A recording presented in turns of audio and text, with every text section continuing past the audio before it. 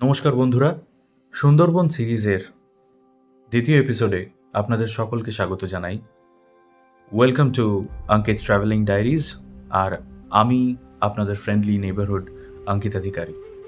গত এপিসোডে আপনারা দেখেছেন আমরা সুন্দরবন কি করে এলাম এবং প্রথম দিনটা কিভাবে কাটালাম। এই এপিসোডে আপনাদেরকে জানাবো Sagar Sangam tours and travels agency কেমন ফ্যাসিলিটিস প্রোভাইড করে এবং দ্বিতীয় দিনে আমরা কোন কোন জায়গাগুলো দেখলাম।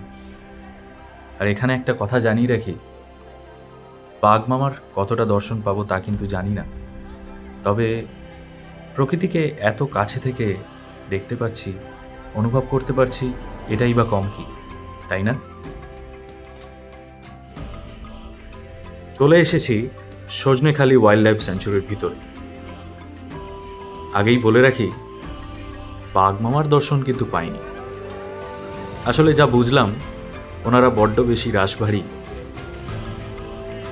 তাই হয়তো সামনে সচরাচর দেখা দেন না। কিন্তু ওই যে বিষয়টা হলো, প্রকৃতিকে এত কাছে থেকে যে অনুভব করতে পারছি, এটাই বা কতজন পায়, এটাই বা কতজন লাভ করে। তাই যেটুকু প্রাপ্তি ঘটেছে, আমার মনে হয়েছে এটা অনেক কিছুর থেকে অনেক বেশি। বিশ্বাস করুন, এই অনুভূতিটা আপনারা যদি ওখানে না যান, তাহলে কিন্তু একেবারেই অনুভব করতে পারবেন না। আপনারা ভিডিওটি অবশ্যই শেষ অবধি দেখবেন, কমেন্টসে জানাবেন কেমন লাগলো। দেখতে থাকুন।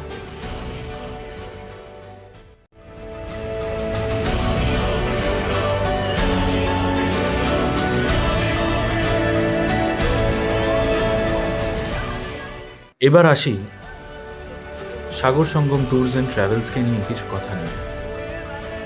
সত্যি কথা বলতে, ওদের অক্লান্ত পরিশ্রম দেখে আমার কিন্তু খুব ভালো লেগেছে, এবং আমরা যে কজন ওখানে ছিলাম সবারই খুব ভালো লেগেছে। কিন্তু কয়েকটা জিনিস, যেমন প্রত্যেক জিনিসেরই কিছু পজিটিভ এবং নেগেটিভ থাকে, তেমন এখানেও হয়েছে। আমি সবটাই তুলে ধরার চেষ্টা করব, তারপরে পুরোটাই আপনারা ডিসাইড করবেন যে আপনারা এখানে আসবেন কি আসবেন না। আমি যে জিনিসটা অনুভব করেছি আমি সেটাই আপনাদের সামনে রাখছি। প্রথমত, খাবার দাবার নিয়ে কোনো অসুবিধা হওয়ার প্রশ্নই ওঠে না। ওদের অক্লান্ত পরিশ্রম নিয়ে কোনো প্রশ্ন নেই। অসাধারণ সার্ভিস, খাবার দাবারও অসাধারণ। সকালের ব্রেকফাস্ট থেকে রাতের ডিনার পর্যন্ত যাবতীয় এভরিথিং ওরা প্রোভাইড করবে, এবং সেই ধরনের খাবার দাবারই দেওয়া হবে, খুব ভালো কোয়ালিটি। এবার আসি যেগুলো আমার মনে হয়েছে নেগেটিভ সাইড, এবং যেগুলো আমার মনে হয়েছে যেগুলো চাইলে হয়তো ঠিক করা যেতে পারে। যেমন, যখন ট্যুর প্ল্যান করা হচ্ছে, তখন যদি ট্যুরিস্টদের একরকম অ্যামাউন্ট অফ মেম্বারদের কথা বলা হয় এবং তারপরে আমরা গিয়ে যদি দেখি যে তার থেকে বেশি মেম্বার্স ওখানে আছে, তখন কিন্তু জিনিসটা একটা দ্বিধাবোধের মধ্যে পড়তে হয়। তো আমরা সেই জিনিসটা ফেস করেছিলাম, সেটা একটু খারাপ লেগেছিল। আর এবারে আসছি পরিষ্কার পরিচ্ছন্নতা নিয়ে। আমার মনে হয়েছে লঞ্চগুলোকে আরেকটু মেনটেন করা যায়, আরেকটু যত্ন সহকারে লঞ্চগুলোকে রাখা যায়। লঞ্চের নিচে থাকার ফেসিলিটি আছে, বিছানা আছে, বাথরুম আছে, সেগুলোকে আরেকটু পরিষ্কার পরিচ্ছন্ন রাখা যায়। এবং এটা আমি ট্যুরিস্টদেরকেও বলবো যে আমরা যারা ওখানে যাচ্ছি তারা একটু নিজেরাও পরিষ্কার পরিচ্ছন্নভাবে থাকতে পারি, কি পারি না? এটুকুই বলার ছিল। চলে এসেছি বাঘ দেবতা এবং বনদেবীর ওয়াইল্ড লাইফ স্যাঞ্চুরিতে। আপনারা জায়গাটা দেখতে থাকুন। চারিপাশে নানান ধরনের গাছ, নানান ধরনের পাখি, এবং আমরা সেই জঙ্গলের মাঝখান দিয়ে হেঁটে চলেছি। এখানেও আর একটি ওয়াচ টাওয়ারে আমরা আপাতত আমার চোখ দিয়ে দেখুন, আর কখনো আবার একটু ছুটি খুঁজে এই আমার মতন ঘুরে আসবেন সুন্দরবন থেকে।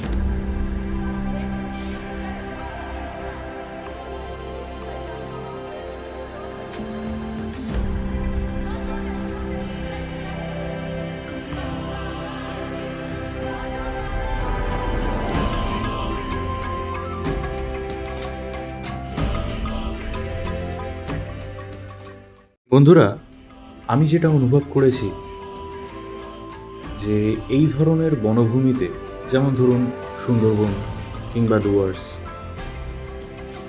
যেটাই হোক না কেন, আপনাকে কিন্তু সেই জায়গাটায় যেতে হবে শুধুমাত্র প্রকৃতির টানে। আপনি যদি আগে থেকে কিছু আশা করে যান যে আমি এই বনভূমিতে শুধুমাত্র এইটাই দেখতে যাব, তাহলে খুব দুঃখের সাথে আমাকে বলতে হবে, তাহলে কিন্তু আমাদের সকলকেই আশাহত হতে হবে। তাই আমি এটাই বলবো, যখন এই ধরনের বনভূমিতে, ফরেস্ট বা ওয়াইল্ড লাইফ রিজার্ভ বা ওয়াইল্ড লাইফ স্যাংচুরি বা যে কোনো ফরেস্ট এরিয়াতে আপনারা ঘুরতে যাচ্ছেন বা যে কোনো জায়গায় আপনারা ঘুরতে যাচ্ছেন না কেন, শুধুমাত্র প্রকৃতির টানে সেখানটায় ঘুরতে যান, দেখবেন অনেক কিছু উপলব্ধি করে আসবেন, ঠিক যেমনটা আমি করেছি। চলে এলাম ডোবাংকি ক্যাম্প। এবং বন্ধুরা, দ্বিতীয় দিনে আমার সবথেকে পছন্দের জায়গা এটাই মনে হয়েছে, কারণ ম্যানগ্রোভের মাঝখান থেকে একটা লম্বা রাস্তা তৈরি করা হয়েছে, চারিপাশে ম্যানগ্রোভ ফরেস্ট দিয়ে ঘেরা, এবং আমরা তার মাঝখান থেকে হেঁটে যাচ্ছি। এখানেও একটি ওয়াচ টাওয়ার আছে, আমরা সেটায় উঠেছিলাম। কিন্তু ওয়াচ টাওয়ারটার থেকেও আমার যে জিনিসটা ভালো লেগেছে সেটা হলো ওই ফরেস্ট ওয়াকটা। জঙ্গলের মাঝখান থেকে ওইভাবে হেঁটে যাওয়ার যে এক্সপিরিয়েন্সটা, অনেকটা হাইটে ছিলাম যদিও, কিন্তু ওই অনুভূতিটা কিন্তু একেবারে অন্যরকম। একটা দুর্দান্ত রোমাঞ্চকর একটা অনুভূতি। আপনারা দেখুন, আর আবারও বলছি, অবশ্যই সুন্দরবন আসুন, ঘুরে যান, আপনাদের অবশ্যই ভালো লাগবে।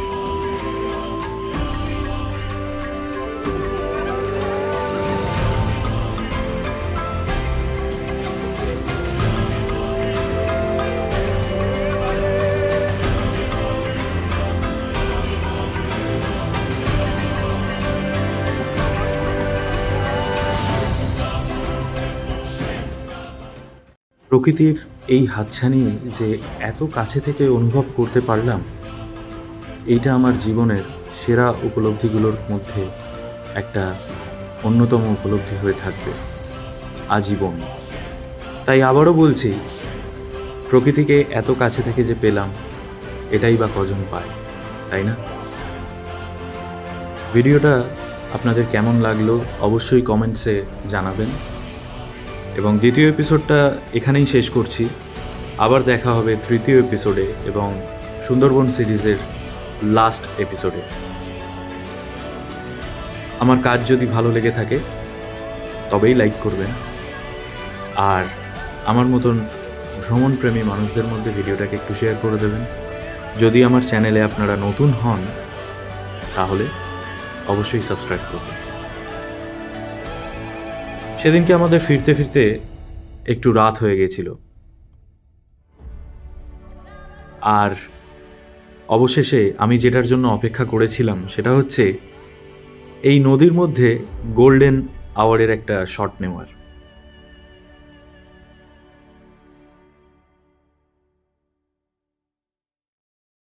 আমি এই সানসেটটারই অপেক্ষায় ছিলাম। ভাগ্য ভালো ছিল। ভিডিওটা এখানেই শেষ করছি। খুব শীঘ্রই দেখা হচ্ছে তৃতীয় এপিসোড এবং সুন্দরবন সিরিজের লাস্ট এপিসোডে। ভালো থাকবেন।